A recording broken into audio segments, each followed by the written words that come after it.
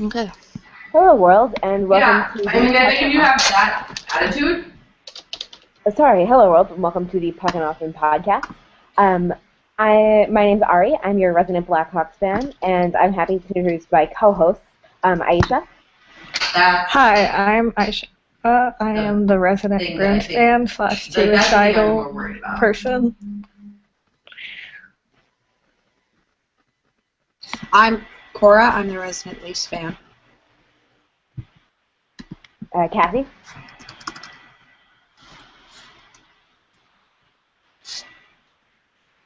Kathy.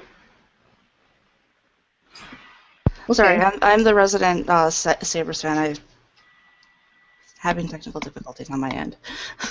Okay, and Terry. Yeah, she's somewhat not connected. Terry is also having technical difficulties, but hopefully she will be right back with us. In the meantime, score update on the Montreal-New York series. It's currently 3-1 with 2 minutes left in the second period, and the series is currently 1-0 Rangers, despite the fact they're playing in Montreal.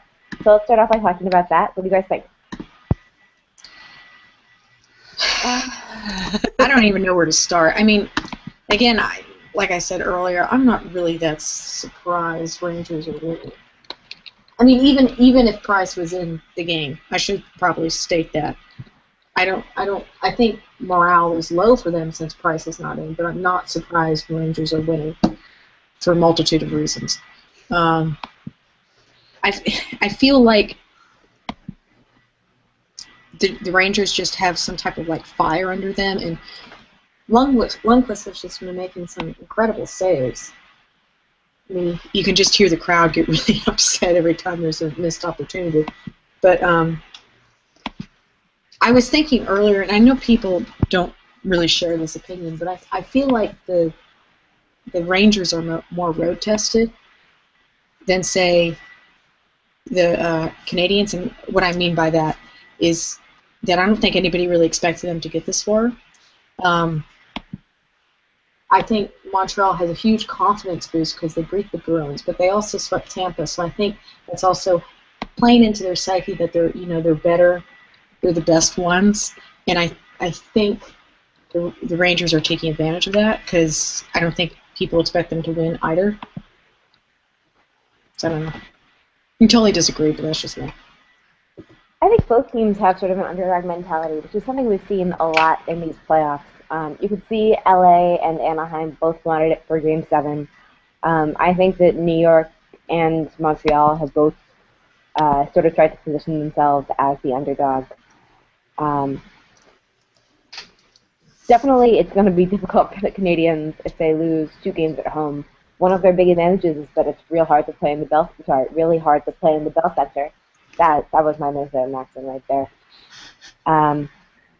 But definitely they still have a chance. Obviously, LA came back from losing the first 2 games of their series at home in their last series.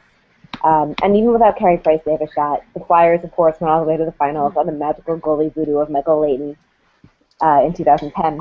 So you never know what Budai or the guy they started this time. Tokarski. Yeah, Tokarski is going to pull out of her hat. I think starting Tokarski was a huge mistake. I literally screamed when I got the notification. I was not expecting that. I am just waiting for the conspiracy theorists to say that Boston made Kreider hurt Price because Kreider is from Boston. I'm just waiting. Kreider. Sorry. That would be a stretch. That would be hilarious. These are Montreal fans. Nothing is a stretch. They have lots of passion, and it's at times a little on the scary side, but it's also admirable. They're blocking shots like nobody's business. But I just find it funny that they're saying that Kreider's hit is innocent and everything, but throughout last series, all they were doing were slashing Chara's hands, and that was really rude and everything. And he broke his fingers and everything, but that was okay. But whatever. Just ignore me right now. I just Sorry. I don't get how you can say that it was. Then you just say, like, I figured you would have rather picked the person you live with, but, like, if you, like... I just was confused who was, wait, I've lost. I'm confused how people are saying it's, what are the words they're using?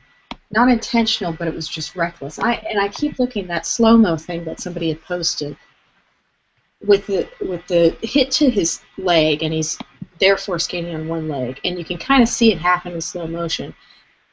I just don't think how you can say that's incredibly reckless, because I mean it was a 2-on-1. People do that all the players do that all the time. It's not like it's a new thing.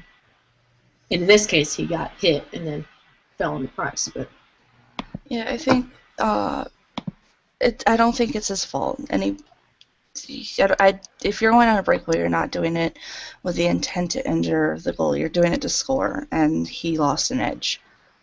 It looks like he might have been slashed, actually. yeah, it's the thing. The stick hits him in the right shin, or at least looks like to me. So at that point, like, it's kind of, I don't want to say Montreal's fault, but it's certainly not Kreider's fault. Well, I don't see how Therrien going in his interview saying, what did he say about Kreider? He said it was reckless. Reckless? I mean, I don't know. I feel like the fans are now blowing it right out. I don't know. I mean, it doesn't do Therrien any good to say, like, oh, like, oops, he fucked up, like, just gonna have to play the series without Carey Price, right? It does Therrien good to blame the other team, to give him some accountability to his fans, and also to, like, get his team pumped up. Oh, yeah. It is Montreal, so we have to consider that.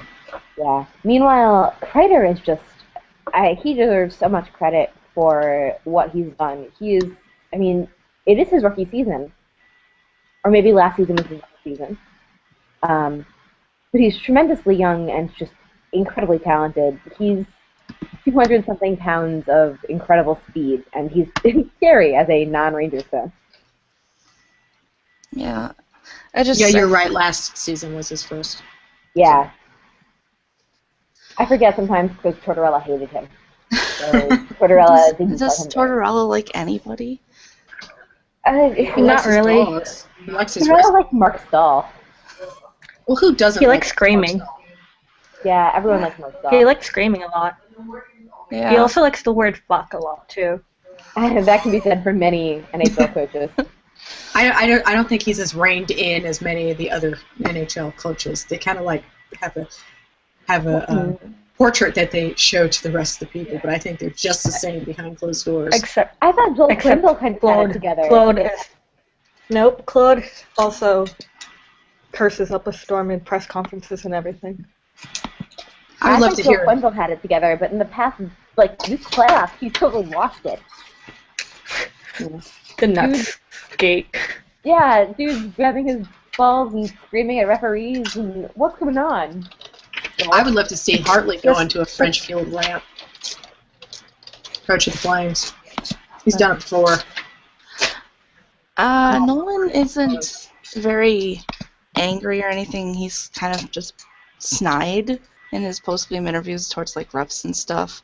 But Ruff used to go off, and it was fun. Oh yeah. Well, apparently Ted Nolan lost it today at Worlds. Oh yeah, and we have Terry. Okay. Terry. So many technical difficulties tonight. Oh, never mind. Never mind. Whoops, false alarm. Oh well, we'll just Our technical class. Well, So Nolan lost. I did not realize Nolan lost it. I'm guessing it was from that non-call. Yeah, skate in the crease. Yeah. What? Wait, I come in and we're talking about a skate in the crease? What? I'm so sorry. I'm so sorry. Ted Nolan apparently lost his mind today at Worlds because a goal was waved off a skate in the crease, is what I heard. I'm sorry, I shouldn't laugh so hard. No, it's bad, and it's I find it funny that Sabres coaches get the short end on skate in the crease calls. But I'll put on the Twitter the video that we're referencing so you guys can get an idea of what the call was. Wait, is he coaching Latvia? Yes, he's coaching Latvia. Okay. I love that. I love that he's coaching Latvia. So funny. I can't keep all these teams straight. So K-Mad just tweeted that about the whole Rangers and Montreal thing that so it seems AV was not the problem in terms like he was referring to like Vancouver's failures in the playoffs. Yeah, I think there's a lot of issues with Vancouver, and I think it's a multifaceted issue. Still sort of on the Montreal, New York note. Tokarski is their AHL starter. In the past couple seasons in the AHL, his save percentages are something like 909, 913, and 908. In the past few seasons in the NHL, Budai's save percentages are something like 909, 910, 909. So they have similar numbers, but one of them is in the AHL and the other is in the NHL. And I would imagine the NHL has a pretty much smaller sample size. It does. It's also a much tougher level of competition, of course. Is this his 11th NHL game? Yeah, something like that. Oh, Lord. The reason behind starting Tokarski, as far as I've heard, so the reason being given for starting it, we don't know if Budai really has an injury or whatever is going on, is that Budai hasn't been very good in playoff games. Budai has played 4 playoff games, and they were like 3 years ago. So that's not a very good reason to not play Budai. So I don't know if there's anything else going on or you guys have heard anything else, but it does seem like this gamble on Tokarski is not working out so great. They're hoping to pull a Cam Ward, I guess. I don't know. It's a shot in the dark. Not gonna happen. Given the situation with Price, I feel that Montreal is taking a method of throwing shit at a wall and seeing what sticks. Yeah, I agree. Because they have nothing else to go on right now. Price was who they were riding, and they rode him all season. Oh yeah, I mean literally the whole season. I feel like this was. We probably are screwed here. Let's try this because what do we have to lose? Yeah, that's why I was not saying that Montreal was a good team because they relied so heavily on Price and Buda during the regular season that I knew they were going to fall apart as soon as one of them got injured. To be fair, did you watch the first period of the game tonight? Because if it weren't for Henrik Lundqvist being a god, oh yeah, Montreal would have scored at least 5 times. I would just say more that I did watch quite a number of Habs games this season, and I feel that there were so many issues that the Habs had. It seemed like they were normally outshot, but maybe that's just me. Their defense just wasn't good. It seemed to me there were so many issues that were hidden by the fact that Price was playing that now, and particularly last game, I kind of feel like they're starting to come more to light. Their defense seemed a lot better to me in the playoffs than it was in the regular season, which isn't necessarily sustainable if people are just playing really well for a while. But part of the problem also is the matchup. I don't think this is a good matchup for Montreal. Oh no. They were able to beat the Bruins in large part by outskating them and just being faster than them, getting places before them. And now they're playing a team that might be faster than them. It certainly also plays a game that is speedier than the Bruins game. Not that the Bruins don't play with speed, just that these are two teams that have more speed than the Bruins. And so they're going to have to solve for that. And what I've seen of this game, they're still, they're getting beaten to pucks, that kind of thing. I think if they were playing Philadelphia or Pittsburgh, I would think, like especially last game would not have happened, and this would be maybe a tie game or a 1-goal difference at the present time. I think they drew the short stick on this. Can I just say it's kind of poetic justice for Lightning fans right now because Bishop was out for the whole series? Well, Bishop didn't get injured by Montreal. I know, but it's just like a little poetic justice for the fact that, oh, we suffered because we didn't have our goaltender. And, it kind of, never mind. I think it's I think that it's an uphill battle now for them with Price. Before the series started, I would have said the teams were evenly matched, but Lundqvist is going to be far better than whoever they have in net. So It's not impossible for Montreal to win. It just got a lot harder. yeah, But can we also talk about everyone flipping out about the play that injured Price? We it's did briefly a little. yeah, it's Okay. kind of it's an innocent play. I don't think there was anything terrible going on there. A player if a player has a chance at a breakaway, they're gonna take it and they're gonna try and score, and that's what happened. And I loved his response when he asked if he had any regrets. He said, "Yeah, I wish I had buried it in the back of the net." Like a good response to me. Yeah. I mean, what? They're in a playoff series. Do you expect him to feel bad for the team he's trying to beat? But class. Come on. Class. I mean, you have the Habs coach and all their players are calling it reckless and saying he has a pattern of this in order to get people fired up, in order to get themselves fired up for the games. But then you expect the other guy to be all nice about it? Oh yeah, they're going to use this as a rallying point.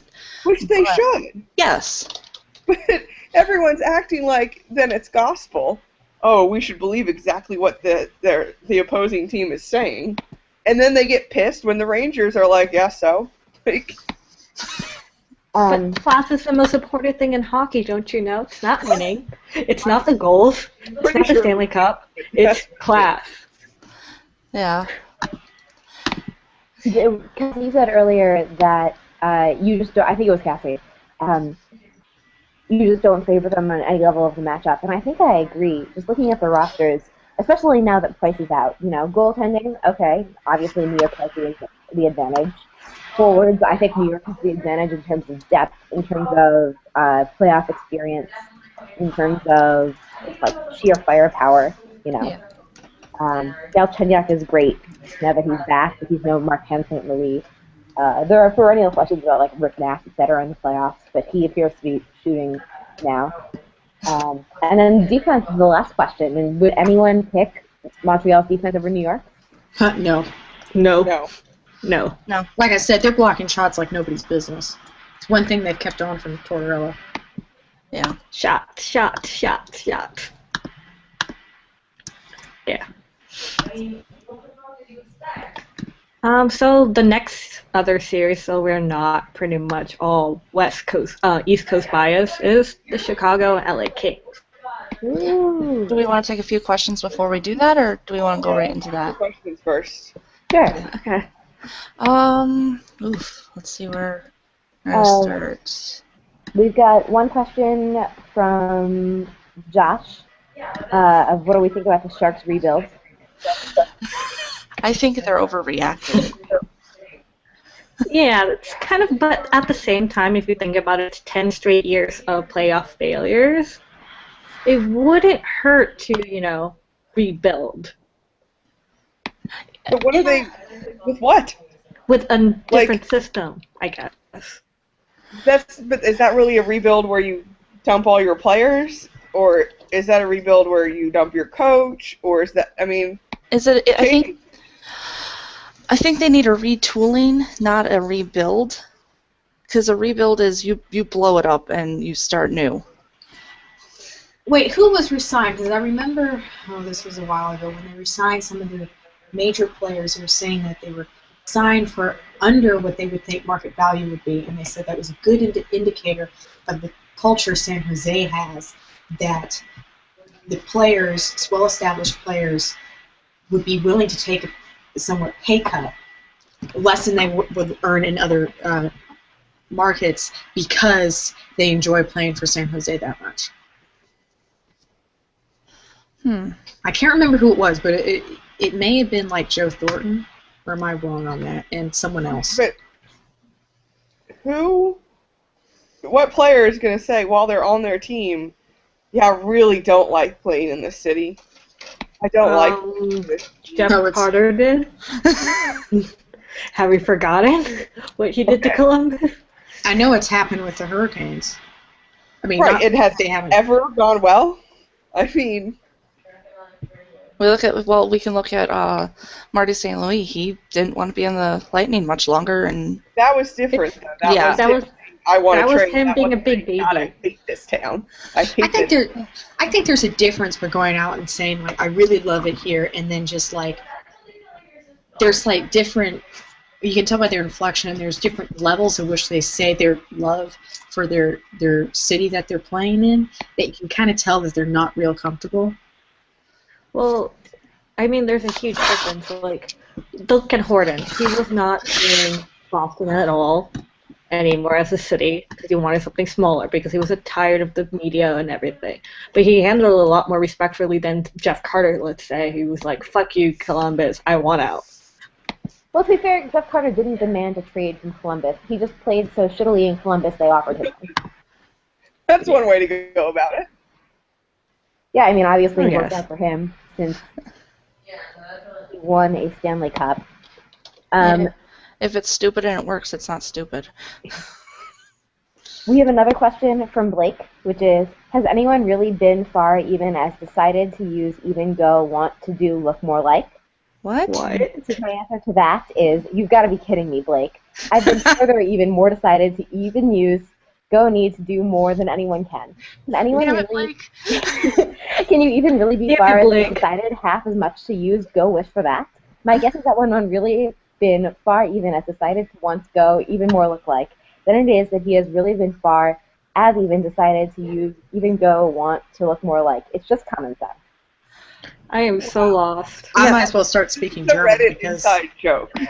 Yeah, it just So, So- I'm too sober. do we want to touch on the other question? One of the other questions, which was well, I see a question that's part of we're going to talk about later. So let's just pass over that.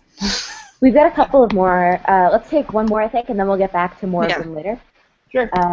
So let's see. One more question. What's your guys' favorite 80s song? From John. Don't stop believing. Great song. Detroit fan in disguise, apparently. I like, what do I like? I like Push It. Oh, yes. Oh, yeah. Dance? I do. Hungry like a wolf. That's a I'm great sorry. song. Oh, that's a good one. I don't think you can touch. I do. I was making fun of it. I mean, I like anything from Top Gun because it's just like so 80s. But I was making fun that I was reenacting the opening scene from Bridget Jones because I know that song. I was playing it like I was doing it all with feeling. What is it? All by myself. I was having fun on the piano. I don't know if that's real fun, but I was having a lot of fun. Oh, shit. Is More Than a Feeling from the 80s? Because that's a great song. More Than a Feeling. Let's. We all have Google machines in front of us. Let's check. Yeah, I like Carry On My Wayward Son. that's another great song. Actually, that song, More Than a Feeling, is from the late 70s. Oh, Lord. Oh, What about yeah. Wake Me Up Before You Go Go? Because that's another good 80s song. I was just watching Carrie Diaries. I couldn't say anything from the Carrie Diaries because that's in the 1980s. Wait, is Renegade from the 70s or the 80s? I Because think- that one, I really like built out my car. By Styx. Music cast here. Give me a moment here. Let's see. 1979. It almost counts. Oh, doesn't Yeah. count. Almost counts. Yeah. So I then do the whole quietness, like the real quiet opening, and then I just go like, whoa! I think everybody does. Okay. I sing the Back entire time. to back to Yeah, let's talk Chicago. So Chicago, this is my favorite part of every podcast, is when we get to talk about the fact that my team is still in the playoffs. Okay, rub it in. Yeah, I'm a douchebag. It's fine. Just rub it in. So the storyline so far is that Corey Crawford is just having a great playoff. He is, in general, our team is not as good as our team was last year. But Corey Crawford is the only part of our team that has actually improved from last year. He's been really great. He's tied. Actually, now he is ahead of Jonathan Quick in save percentage in the playoffs. Yeah, I think he's second or third in save percentage in the playoffs. He's just been great. It's such a joy to have like stable net minding after the shit show that was like we got Kevy Bullen from Tampa, and then he wasn't as good as he was supposed to be in 2009. This is old Kevy Bullen, not current broken Kevy Bullen.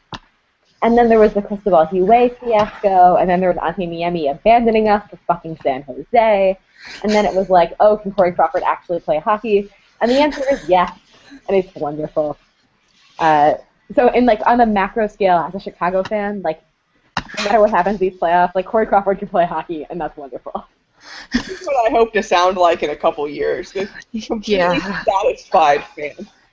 Well, I can say something like that because our goalies are good, but everything else is just terrible. So I think, though, for that series, if Quick like fully turns on his God mode, it might be different, but The Kings, I don't understand. They've suddenly gone. They're so inconsistent. You have no idea which Kings team is going to show up. Like, is it going to be the one that lets you trample them, or is it going to be the one that plays their asses off all game and gets a clean win? Like, it's just a complete crapshoot at this point. And that's not how you win a Stanley Cup. Or my theory is they're just going to use the first two games to warm up like they did for the past two series. I feel like they're an adjustment team. I think it's really, really critical that we win the first two games. I felt really comfortable last year playing the Kings, but they were a lot more injured, and we had their number a lot better last year. This year, if we don't win the first two games, I do think we're in real trouble, so I'm pretty nervous for Wednesday. Well, I'm going to the game on Wednesday, so hopefully I bring good luck. Or not. Please do. Here's the thing, the fact is that it is a long playoffs, and wearing yourself down is going to be a factor. yeah. So now they've already done 2 7-game series. If they go up and down, even if they manage to pull it out, especially if whoever advances in the East is more rested, I feel like that could be a serious factor. It is. I did hear that no team has ever made the Stanley Cup final having gone to 7 games in their first two series. Or no team has ever won the Stanley Cup going 7 games in their first two series. Because they've played so much, they're wearing down. Their bodies are going to give at some point. And that's also a sign of a team that's barely hanging on, a team that's winning in 7 games. Frankly, that is the tiredness and fatigue is Chicago's problem as well. Our first two series were both 6 games, but they were physical, tough series. And there is no team left that's played as much hockey as the Blackhawks. We sent 10 people to the Olympics. We were playing all the way to the end of June last summer. These guys are just everyone from Jonathan Taves down to like fucking Marcus Kruger is just worn out as hell, and that could be a real problem for us. Yeah. So I rewatched last night's game today because I missed, not last night, yesterday's game today because I didn't catch it yesterday. And the story, I think, the most important matchup in the series, and what defined the series last year, and probably will this year as well, is the Jonathan Quick-Anze Kopitar matchup. Because for some reason, Anze Kopitar cannot contain... Sorry, did I say Jonathan Quick? You did, yeah. I'm sorry, Jonathan Taves and Anze Kopitar matchup. I was wondering how that was going to play out. Yeah, you guys were like, that's not a matchup. Jonathan Quick is always on the ice. My bad.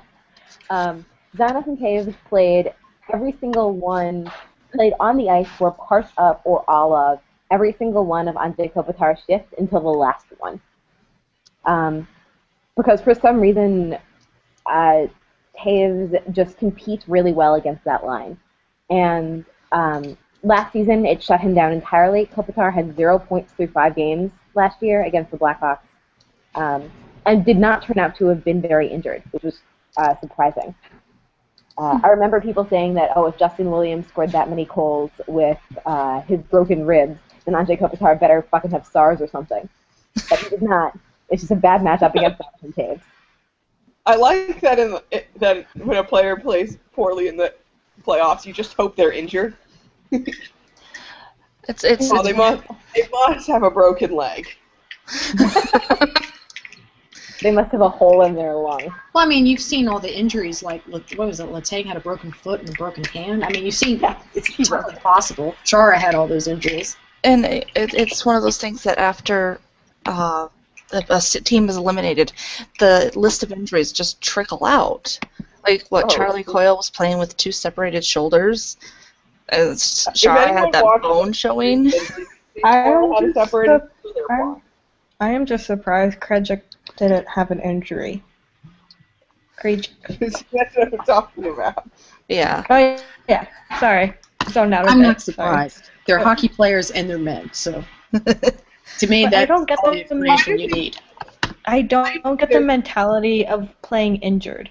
Wouldn't it be better to have someone, like an AHL player, sub in who's 100% healthy versus you playing at 50%? Not necessarily. At that point, I mean, but wouldn't it be, I don't know.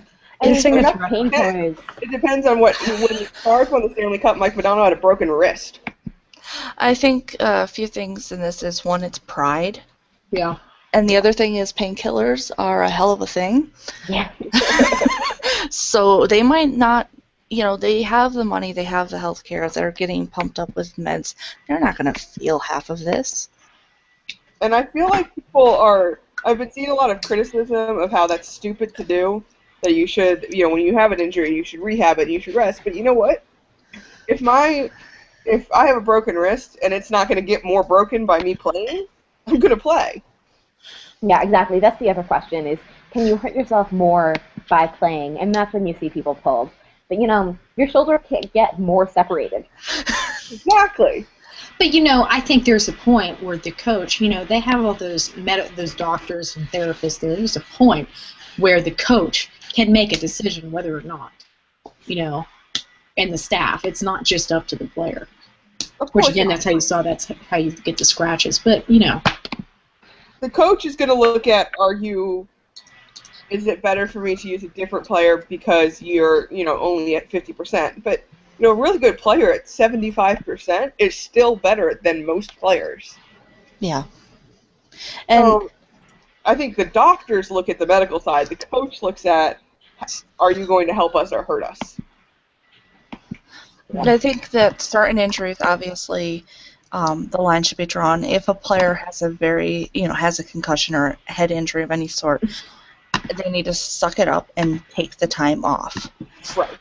Broken hand, bone, sprain, whatever, fine, I understand it. But head injuries aren't something to play with, and I'm hoping we don't hear that somebody was playing with a concussion after the team's eliminated.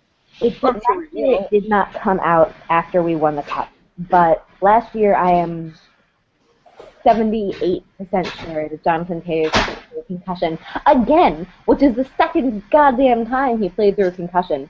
And it is going to come back to haunt us at some point. He has to stop. Yes. For those of you who don't remember, he played through a concussion in the 2010-2011 season. Didn't tell the doctors about it, played through it, and made it significantly worse. Then he was out for probably forever. And crashed his car into a train post. So that was bad. It was uncharacteristic. I think it's hard. The concussion thing is going to take a while. Like, we all know about it, but the tradition of playing through things is still there, and that's going to take longer than just saying, hey, look at what's happening to the people who have a lot of concussions. So... Yeah, but I think concussions would be better suited for another time. Because I think we all can go off on that for a while. Yes. Any further thoughts on Chicago, LA? If LA can stop being streaky, it'll be a good series. But if they continue to just roll over, it's going to be quick, and then the Hawks are going to be well rested for whoever comes out of the East. Well, they didn't roll over yesterday. They really outplayed us in the second and beginning of the third. Yeah, but Yeah. I mean, if it really depends on which team shows up. But at the same time, you can Is say- roulette at this point. Throw your dice. I still think they're an adjustment team that they're going to take 2 games to figure out the Hawks and then steamroll them the rest of the series. I don't think anyone's steamrolling the Hawks. That's just not. Well, you know what I mean. Yeah. Well, can I just they say, could absolutely come out and play hard. I would find it. I would kind of like it if the final was. I'm sorry, Ari. Kings Rangers. Bite me. I mean, I love the Pinky. Hawks, but I love the Hawks, but I just feel it would be like a new one. A new experience. Yes. I'm rooting for the Hawks Rangers finals. Can I just say one thing? I find it interesting for the West Conference, it's the same 2 teams that have been in the Western Conference again, while in the East, it's 2 new teams in the conference finals. So, parity? Parity? Look at you can't look at like a couple years and call it parity. I know, I'm just joking. I was making fun of the whole West Conference. The West is best. But it's also funny because the West was definitely the more competitive conference this year. You know, the Bruins and the Penguins really ran away with their respective divisions. And we were fighting out the Central Division on the very last day over whether the Avs or the Blues would have it. And then it didn't even fucking matter because it's still the LA Blackhawks and neither of us even won our division. Yeah. While the East was pretty much fighting with each other. Yeah, it was the Central Division is disgustingly hard. And I keep saying this, but I think Winnipeg would like to buy their way back to the East. I think Nashville would like to buy their way into the East. I think Dallas can make a good argument for being in the East. I don't know what it is, but I will find it. There's another Dallas team in an Eastern division. MLS. I haven't given LA a whole lot of love. I've focused mostly on the Blackhawks when I was talking, but I will say one thing about LA while we're talking about conferences. LA is a team that traditionally kind of lays low in the regular season, cruises to a playoff spot, and then turns it on in the playoffs. We've seen that 3 years in a row now. So the anti-Sharks. Well, if you're going to be a team that plays really well at home, then you need fucking home ice advantage. And the past 2 years, LA has been much better at home than they've been on the road. Yeah, that's the Minnesota argument. If they can secure home ice advantage in a series, their playoff hopes could go a hell of a lot better. Yeah, so LA stopped. I mean, Minnesota had to fight to get the 7th seed, though. LA came through to 3rd in the Pacific. So LA, maybe if you played a little harder in the regular season, got yourself 1st in the Pacific, then you would have home ice advantage against the Blackhawks. So I'm just saying, LA fans. I'm just saying. Should we take a couple more questions and then move on to topic 2? Let's take some questions. So I've got a couple of here. I got a couple of that I've been saving up for us. One is, who is your favorite Hobbit on the Rangers? Is it Martin Tom St. Louis or Zuccarello? Zook. The Norseman. So, I'll go with Zuccarello. I have a soft spot for the traitor. He's a traitor How could Hobbit. you- I can't. I'm still pissed at him. I'm Yeah. pissed off as well, but I think he did overcome a lot to get into the league and stuff, so I admire that. But how he went about things was kind of, yeah. As someone who lives in Tampa, it's just hurt. Because he was literally looked at as a hero. Yeah, I know. I grew up there, so I know. That's the other thing, is I did grow up watching him, and it was like... Next question. What team? Sorry, hold on one second. At some point, you have to give up. You have to let go of the nobody believed in me thing. We get it. Yeah. We all believe in you now. Let it go. It's like Michael Jordan still bitching about being cut from a freshman basketball team. We know. It was years ago. Move on. You don't get to keep using it to justify everything you do. Oh no, he was whiny and yeah, all of that. I didn't make the world. I didn't make the Olympics team, even though I never contributed anything to that in Olympics. The Olympic team. Yeah, that's the other thing. Is like, dude, you made the team. It didn't do anything. Yeah, like stop bitching about the fact that you didn't make the team. Like you did. Like also, the other thing about that is like, okay, Martin St. Louis, like you really want to make the Olympics team. Tell me who to take off to put you on. Right? Like Jeff Carter? No, Jeff Carter was great. Like, I don't know what he wants in the world. Let's get another question. Okay. What team do you guys think Ryan Miller will go to? Anaheim. West Coast. West. I think Anaheim, because that's the only team in the California area that needs a new goalkeeper, and No, he they wants don't. to be. No, He they also- don't. The Sharks There's- are. The only team that has their goaltending situation totally settled in California is LA. But Yeah. John Gibson is their starting goaltender of the future. They're not going to want to sign Ryan Miller to more than a year or two. I can see it Vancouver. But he wants to be next to his wife, and his wife is working in LA. He can I be can't see- close to it. I mean, if he was in Vancouver, it's not a long flight. Well, I the can't thing see it is, at all just because of what Vancouver is. yeah, and here's the thing is, he had a no trade clause, which is where he was able to list 8 teams he would not go to. His list consisted of all the Canadian teams in Boston. Wow. Well, Yeah, that's I how he. feel the love. That was pretty much the list. And I don't remember where I read it, but it made sense because he doesn't want to be. oh, and he hates Milan Lucic. Yeah, I just want to say what a piece of shit I think Lucic is. Yeah, He doesn't want to go to a media circus. yeah, and that's That's what fine. all the Canadian teams and Boston are. Media circuses. He also wants to be closer to his wife, He and also wants to go to a contender, which, frankly speaking, Vancouver is not. no. You know, his wife- And he's going to pull a Mike Fisher. This is all a Mike Fisher move right now. his wife could take up stage acting and move to New York, and he could play for the Islanders, just anywhere east.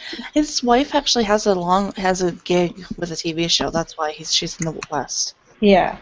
Anger management, right? Yep, she's on anger management. So she's actually, it's not like she's aspiring and she's between roles. She has a consistent role. Yeah. I don't And know his where. wife is hot. I think it's going to be like Ryan Miller watch until he's signed. I'm disappointed he didn't sign with St. Louis because I wanted that first round draft pick for this year. But Well, I did not want him playing in St. Louis. So I'm fucking thrilled. But yeah, I'm happy. He at least it looks like he's out of the Central. But He's out of the East. I think in the West is like really because this isn't difficult enough. Yeah, I live. My boyfriend is a Western Conference team fan, and we had an argument today about that. How I wanted Miller out of the East, and he's like, "Well, I don't want him in the West." So nobody wants him. The KHL probably needs goalies. Yeah, let's put him to the KHL. Everyone will be happy. Yeah, I'll be all right with that. You know what I want? I What? want Sheen to come in next time there's a playoffs that he's in and just go like on Tiger Blood and winning. Just do a thing with Miller. no, Shane is actually friends with him. Well, I know because she's on the show. Yep.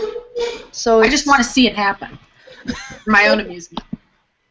I'm not surprised that St. Louis has decided not to keep him, though. I'm not surprised at all. There are some rumors about like locker room stuff in St. Louis. I don't know. It'll be interesting to see that develop. Well, one of the Buffalo beat writers took like the same sample size of his games in St. Louis and then his games in Buffalo. He had better numbers playing behind Buffalo than he did behind St. Louis. Well, part of that's getting used to the system. Yeah. Part of it's goalies go hot and cold. It's a very small sample size in St. Louis.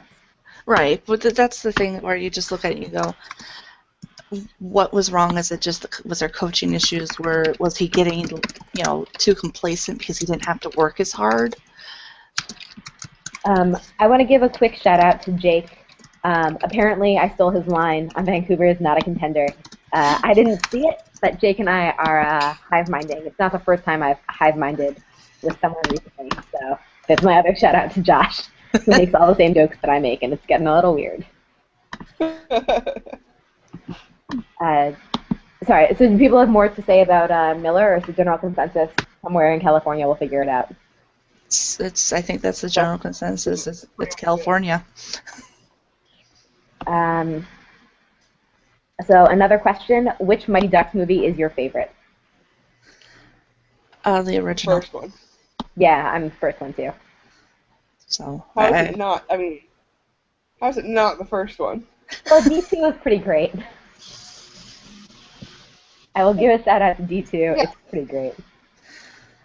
It is, but it's not the first one, and the coming out or the introduction of V, the flying V. It's just not, Knucklepuck. You know what I will also say? You know what doesn't get enough love? There is a Scooby-Doo episode that I'm 90% sure is Scooby-Doo's answer to the Mighty Ducks, where they go to Russia and have to solve a mystery in a Russian hockey rink. And that is a great hockey piece of cinema that no one talks about enough. So my assignment to everyone at the end of this podcast, go look up the Scooby-Doo episode in Russia in the hockey rink and watch it, and let's all talk about it. The episode was called Diamonds Are a Ghoul's Best Friend. I Googled it. Thank you. The link of the not really illegal stream of it. Can we keep that out from the R podcast? I'm looking on YouTube. If you can find it on YouTube, go for it. But I'm going to not link to it because we would never condone illegal activities like streaming copyrighted. I'm going to link to a Wikipedia article about it. Yes. That's what I'm going to do. So, but yes, we would never break the law. Don't break the law. So that was a slight divergence. Yeah, my bad, guys. Let's one or two more questions and then move on to the second topic, or do you guys want to move on right now? Some of the questions actually cover things we're talking about in the topic, so. The one so I think we should do really quickly that let's just do so I can stop keeping the tab open is who is your guys' favorite for the NHL 15 cover vote now that the first round's over? Bergeron.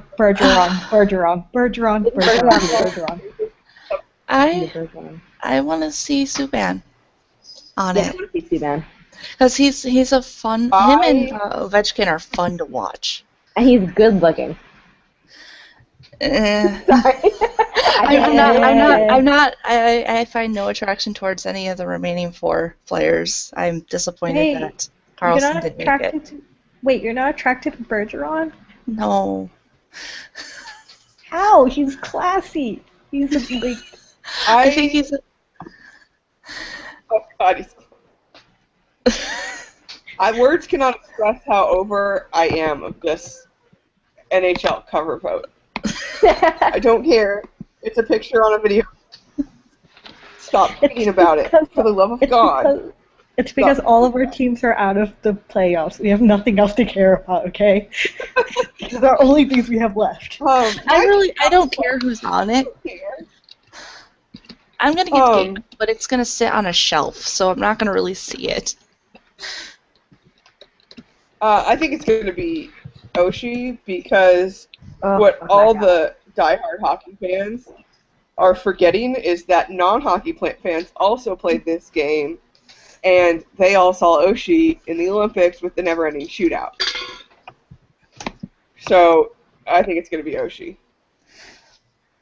Yeah, probably. All right, well, let's do a quick score check. New York is still up 3-1 on Montreal, 5 minutes remaining in the third. We will keep you live updated on that as we go along. Yep. And I also just found the clip from the Diamonds Are a Ghoul's Best Friend. Seriously, why don't people talk about this more? It's so good. And they are just in the little thumbnail. They all are wearing hockey jerseys and helmets. Yeah. It's a classic of Scooby-Doo cinema. Oh, yeah, hold on. Here's the full episode. Our Here's background the full noise latest trash. how I will be spending 21 minutes and 29 seconds after this podcast is over. You're all so welcome. And I just want to apologize for that background noise. My cat decided to try and jump into a wall.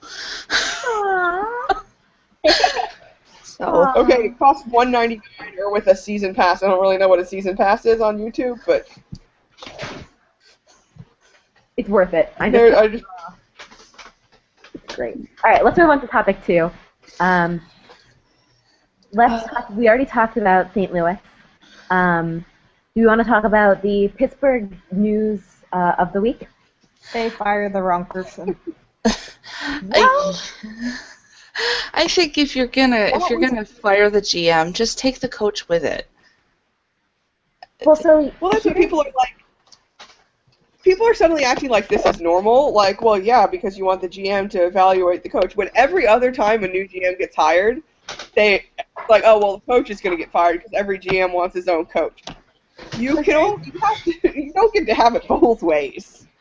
So here's my hot take on this.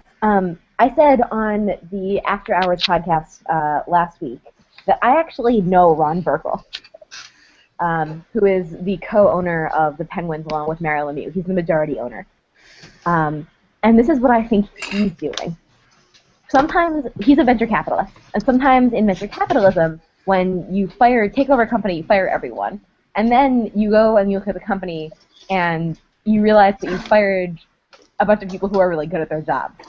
And then you pay a headhunter a lot of money to get them back for you. And it's A, kind of embarrassing, and B, it's a waste of money. So Right. I think that Burkle thinks that there might not be someone better for Pittsburgh right now than Bylsma. I disagree. But I think that Burkle's thinking there might be something to having Bylsma on for another year. And so he is waiting so he doesn't have to headhunt Bylsma back. Which means that inside of Pittsburgh, there's some concern about the current coaching candidates, or alternately, that they were going to get someone from somewhere else, either McClellan from San Jose, or they were going to get Babcock from Detroit. They're not. I don't think they're getting They're Babcock. not getting Babcock from Detroit. But if Todd McClellan has another playoff fail next year, how long is San Jose going to keep him around? He'd be a good coach for the Penguins. Yeah, that's a different situation, but I don't see them getting rid of Babcock. I don't see Detroit. Well, Babcock never wants to leave. Yeah. Babcock leaves Detroit. Has he ever been anywhere else? Yes.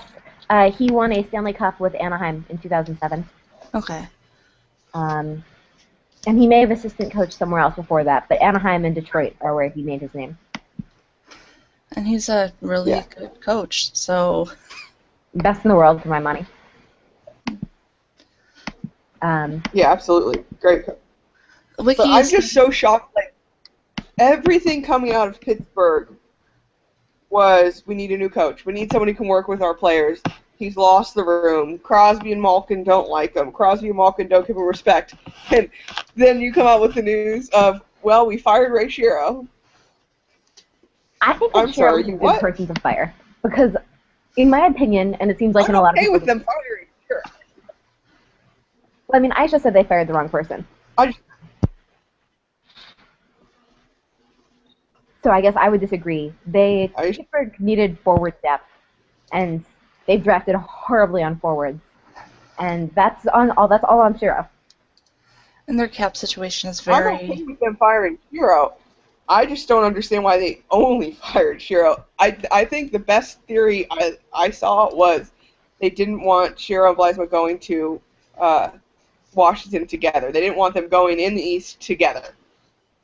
Oh, interesting. I also think they're probably going to end waiting for Babcock or anything else. And they're trying. Waiting for Babcock is a terrible idea because you're waiting on somebody who's most likely not leaving. Yeah, that's the thing.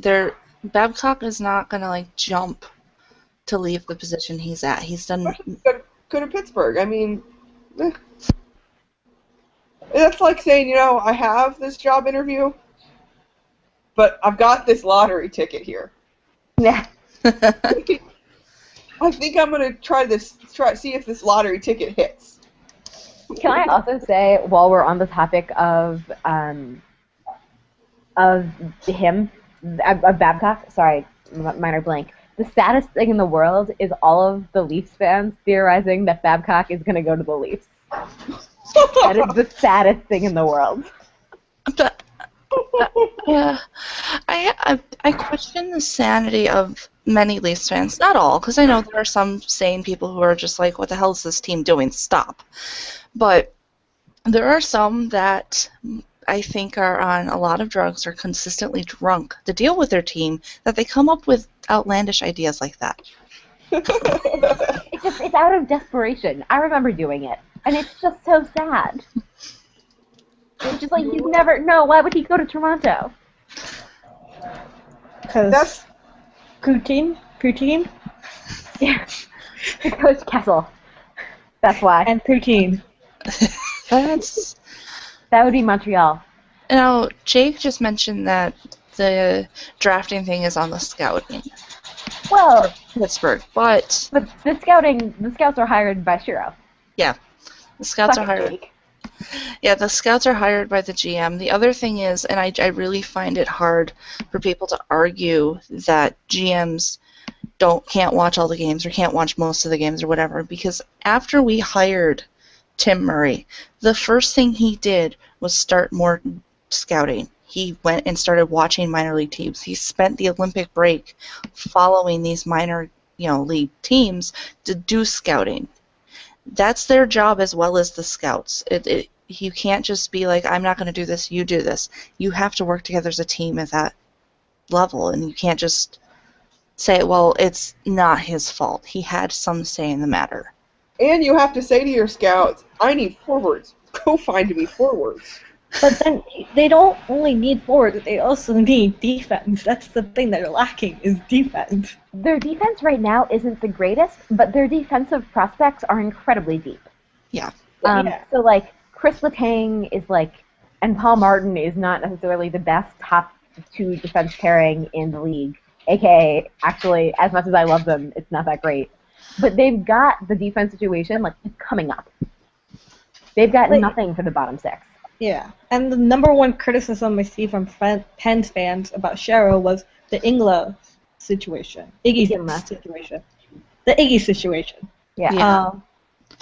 It's not really Shero's fault that he was played in the wrong position and anything. Well, but why did he go out last year? Why did he go out and get Iginla, Murray? What did Murray add to that team?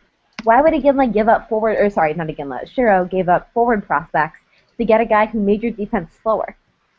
And I think the Iginla situation also, that is a Belsma problem, not a Shero problem. Because had he played him on the right, the proper wing, we might have had different results. Like how he was for us. Yeah. Should we take some more questions? Yes, let's see. Sure. So, which leg do you put your pants on with first, and why? I think I go left first, left then right. I feel like I should get up and put pants on to figure this out. Yeah, I just had that. I'm mentally putting pants on, and how I do it in my head. I think I do my right first, and that's. I wonder if that correlates to handedness. Cassie, are you left-handed or right-handed? I am right-handed. Okay, then it doesn't. No, it's also because I had a knee injury when I was younger in my right knee, so it's easy, out of habit was sticking like a immobilizer into a pair of pants first. And when you're doing that for so long, you're just like, oh, this is force of habit. So. Yeah. Score update, by the way, the game is now over. Montreal, it has now gone into an 0-2 hole. It was 3-1 New York. I have something to add for the pants thing, which reminds me of a Bob Burgers quote from Tina Belcher about saying, yes, I put my bra on one boob at a time, just like every other woman. I do not put my bra on one boob at a time, but okay. Yeah, I don't. Maybe that's women with small boobs. I do it the scoop and swoop way, so. Yeah. If there are ladies listening, a bra that fits on Reddit, fantastic. Go in there. Do some No, research. okay. I hate how like they're all like so preachy about it. And I'm not saying participate, just read and get out. Yeah. So I just put pants on, and I definitely did put them on my right leg first. We even did experimentation to answer your guys' questions. We are so dedicated to the truth, guys. You should I really appreciate hope us everyone more. appreciates this. Yeah. Nope. I don't know what I do. I just switch it up every time. I definitely put my left leg on I'm first. really doing a full trial, so we're gonna go with I put my right leg first. Also, on that topic, which arm do you put through a jacket first? My Also left. my left. Yeah. I put How my do right. you know this off the top of your head? I have no idea. I know put my right. it's my Imagine left. I know it's my left because I have on one of my favorite jackets. I have a heavy duty pin that came from my boyfriend's nephew's hockey tournaments that he gave me, and it's really heavy. And if I don't put it on first, it's gonna smack me in the face. So yeah, I do it on the left side. I'm going to answer one of Josh's questions really quick because he's getting snippy. The question was, Ari, how much ass would we kick in a Jaeger if we were pilots, since we're totally drift compatible? That's from Pacific Rim, in case you haven't watched it. And the answer is a lot, like significantly more than Makamori did. Like, it's getting out of hand. Josh and I made the same joke 3 times today. Nice. Today. All right, Just so there is a serious question from him. How scared are you of Stanley Cup Final Lundqvist? Oh my god, I'm so scared. Especially if they get the sweep, and then the Rangers can just rest for like 3 or 4 days while the Blackhawks are like, fucking, like, what do we even do with the fucking Kings?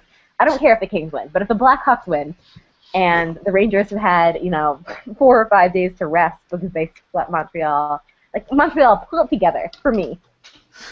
Am I the only person who thinks that maybe sweeping a team and having that much rest is a bad thing? I mean, just hanging out twiddling your thumbs for a couple days. I mean, I think the perfect length is 5 games.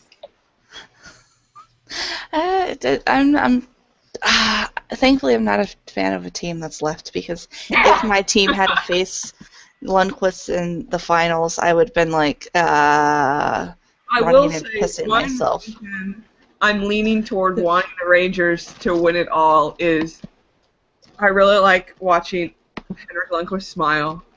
And imagine how beaming he would be if he's holding the Stanley Cup.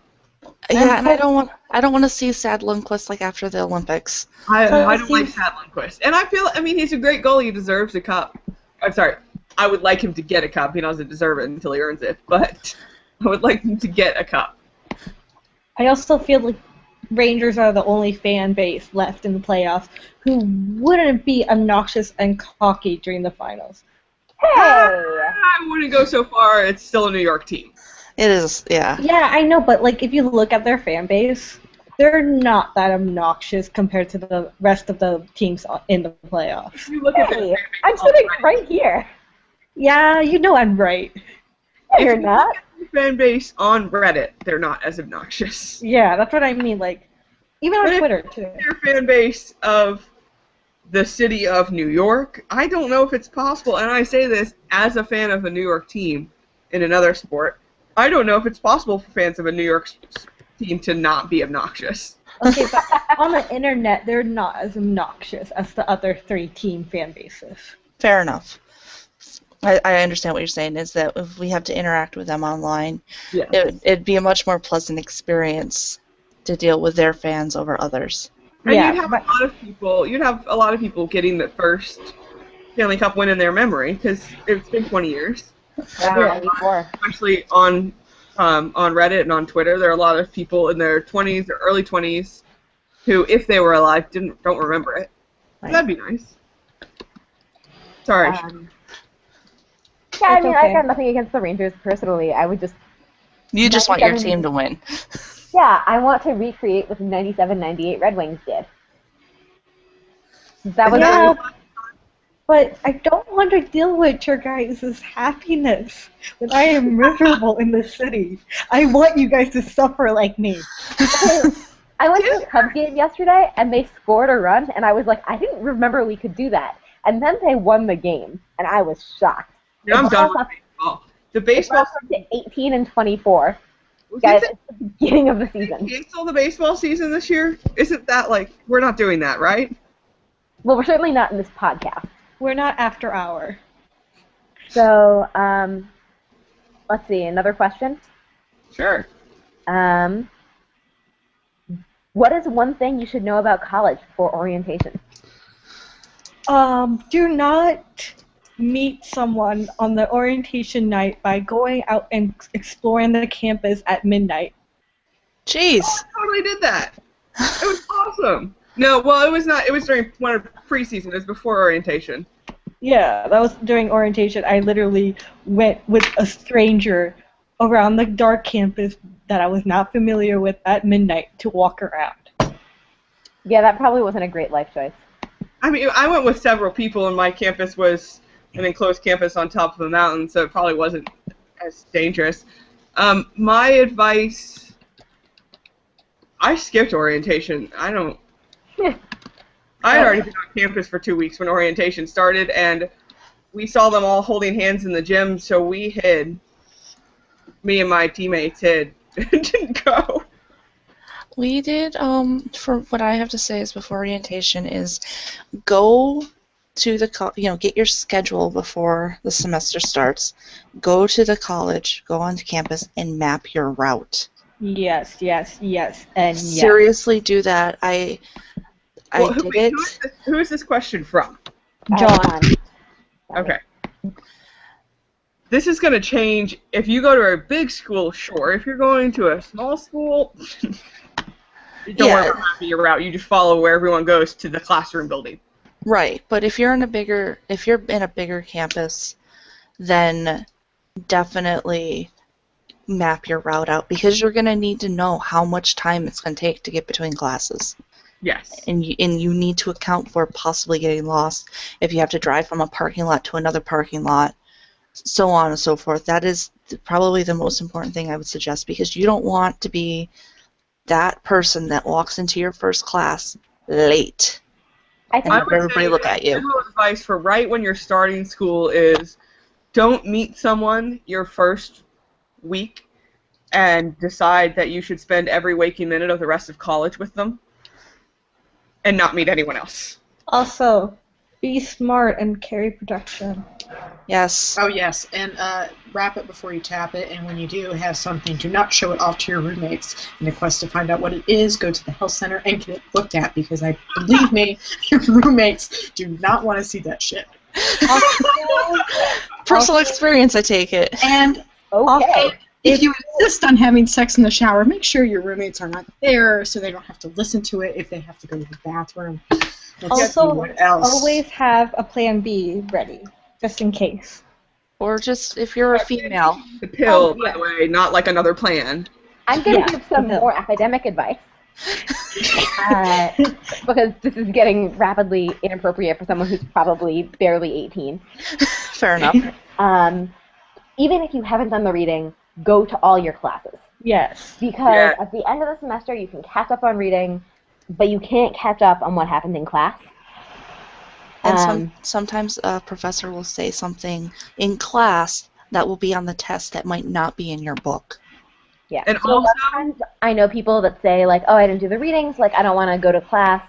Like, that sort of correlates to people's minds. Always go to class. Yeah. Also, do not drink so heavy the night before an exam. Oh, God, yeah. No, and another thing is if you're not only an academic but a mental health standpoint, if you are struggling with your class or you're getting overwhelmed, almost every single college will have counselors and have people there you can talk to. They'll have tutors that you can go and get in touch with, get help.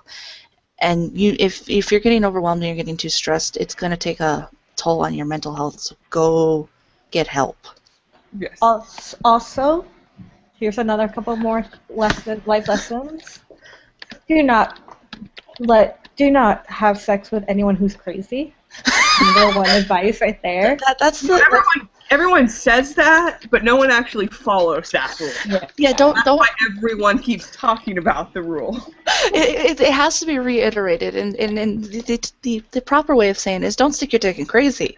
And don't let Crazy. stick it in you. Yes, if they're obviously crazy, you should just go away. But some people hide their crazy a little bit better than others. Also, invest in nap times. You will love nap time. Like no other. And learn how to love caffeine. Invest in caffeine pills of anything else. Another academic one, and this is coming from somebody who failed information literacy, which was literally a class on how to use the library. No matter how easy the class is, you still have to go. Yep. Like, you actually can't just say, "Oh, that's so easy. I'm going to sleep in today." No, they'll still give you an F. Also, study high and you will get high grades. I disagree strongly with that. I was set aside like 2 hours before a paper's due and go to the library and just work on the paper, even just to set out the outline. Because if you do leave it to the last second, at least you'll have an outline to go from. Yeah, and if you can avoid working from home or working on your own personal computer or near your electronics, try and avoid that because you're going to get distracted. Create a relationship with the library. Yeah. Also, your second home will be the library. Study where it works for you. I can't study in a library. It's too fucking quiet. I study in my student center, which, again, tiny college, there were like 5 other people in there. Right. But it was, like, there were a lot of people, there was life there, as opposed to the library where if you coughed, you got evil looks. I studied at a coffee shop, so. Take advantage of the free concerts and things that the student center will put on. Yeah, absolutely. I don't know where you're going, but like a lot of the bigger state schools will have money in their accounts to invite like comedians. I've seen Kevin Smith, the guy from The Office. Sometimes they'll have movies going on. Even my tiny ass college, we got comedians in regularly. We had movies shown in our theater regularly that weren't out on DVD yet. Yep, we've had that. We also had Lindsay Sterling come in. Go to those things because they're free and sometimes they might be a once in a lifetime experience. Also, I've got 2 more things to say. Wait. As much as hockey Twitter likes to bash Greek life, try to rush. No, don't rush. Don't rush. You will meet people. Rush. Yeah. All right, well, that's controversial. 2 more things, and then we're way over an hour, so we should wrap it up. Yes. One thing is, this is my bad advice, but I'm still going to give it anyways. Write drunk, edit sober. Do not reverse that process. I do that all the time, too, but I did it for German papers, because I write so much better in German drunk. And then my second piece of advice is develop relationships with professors for 2 reasons. One is you're going to need letters of rec eventually, and just going to office hours 3 times a semester will help professors a lot to write you recommendations. And the second reason to go is that professors will say they don't, but they absolutely bump up grades for students they know. Oh, yeah. So even if you're not consciously doing anything when you go to office hours, your professor notes that as effort, and it will bring your grades up. So always go to office hours. My biggest piece of advice for college is you have to... Sorry, that was a motorcycle outside. You have to learn... There are some nights you should go absolutely blow off all your work and go out with your friends. And there are some nights you need to say, you know what, no, I have to get this shit done. Learn how to tell the difference as fast as possible, and you'll have a much better college experience. Yeah. So I think that's a lot of life stuff. Want to bring it back to actual hockey? Yeah. So since there's no games tomorrow night, what are you looking forward to hockey-wise? Like, are you gonna watch Worlds or what? Wednesday, I'm going to the Hawks game with possibly Ari if she gets tickets. Probably on Wednesday I can't make it because I know I have to teach a seminar for debate, which is not a good reason, but it is a true reason. But I will try and go to Game 5 for sure. Okay. And I'm gonna catch up on Worlds. tomorrow. I mean, I work tomorrow, so I wouldn't see a game if it happened anyway. So I'm just waiting for Wednesday. I'm sad that we're winding down and we're getting to the point where we have days where we don't have games. But on the other hand, I really want to get to like all the signings and the trades and the new season starting again, since my team's not in it anymore. I don't know if it's me, but it feels like this year's playoffs went really fast. Yes, they have gone fast. Yeah. Anyways, let's do series predictions. We didn't give them in the other section, so. Oh, I want to say Rangers and. In how many games? 5. And I'm going to say Chicago in 6. Nice. Let's see. Corey, what about you? That was pretty much what I was going to say. I say Rangers in 4, and I just don't know. I can't tell from the Hawks and LA Kings at all because of the whole 2-game rule that Kings have. Terry, what about you? I'm going with Rangers in 5 and Hawks in 6 as well. All right. So for Rangers, here's my thing. Either they're going to win it in 4, or they're going to win it in 6. But I don't think they win an elimination game in Montreal. So I will say Rangers in 4 or 6, and then I will say Hawks in 6 as well. I want to say Hawks in 5, but I don't know if we can win 1 in LA, so I'll take Hawks. I don't know if we can win one of the first 2 in LA. We're really good in Game 6 and stuff, so I'll take Hawks in 6. Speaking of somebody had just tweeted this, that the Canadians have a goaltending problem, and it's Henrik Lundqvist. Yeah. I have to say that sums up that series right now. That's very funny, actually. For tomorrow's hockey plans, Hockey Babbler tweeted, "I'm just going to watch the GIF of Dustin Brown trying to hit Hossa all day." That's what I did in class today for at least 15 minutes. See? So, ready to wrap it up? Yeah, let's sign off. Thanks, guys, for tuning in. We actually had a lot of people tuning in today, and we really appreciate it. You can check out upcoming podcasts. Tonight we have the Hockey After Hour podcast, I believe. Yep, that's tonight. And that's going to be featuring special guest, a.k.a. pinch hitter Josh Eddington, so you guys should all check that out. You can find other subreddit, other hockey casts organized very neatly on the r Hockey Cast subreddit, r/ROUR Hockey Cast. And can't recommend that highly enough. And let's all sign off individually. So I'm Ari. Thanks for tuning in again. I'm back, and it was nice talking to you guys. I'm Terry. Have a good night. I'm Cora, and next time I won't fall asleep in the middle. And I'm Cassie, so thank you for listening. Talk to you guys next Monday.